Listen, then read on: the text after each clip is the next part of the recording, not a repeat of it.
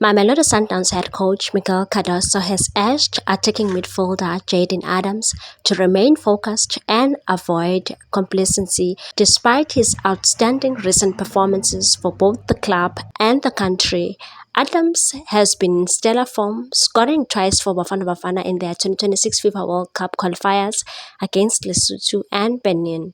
He carried that moment into Sundowns Nedbank Cup quarterfinal clash on Friday, netting the only goal in a 1-0 victory over Sekhukhune United. While Cardoso is pleased with the 23-year-old's contributions, he has made it clear that Adams must continue pushing himself as competition for places in the squad remains fierce, and said it is the speed of his game that causes problems for opponents, and Jayden is a player who can significantly increase the tempo. When he arrived at Sundowns, I told him he needed to raise his intensity to compete at this level.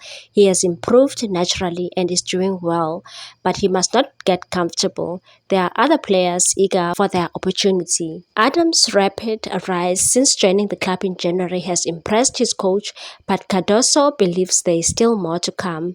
As it is a player we trust, a good professional and still young. The demands at Sundowns are high and he has adapted well. However, he can still raise his level even further.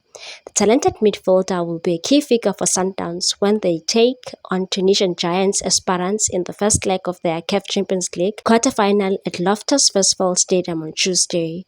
A strong home performance will be crucial in their quest for continental glory. Adams, brimming with confidence after his recent exploits, will look to extend his impressive form on the big stage.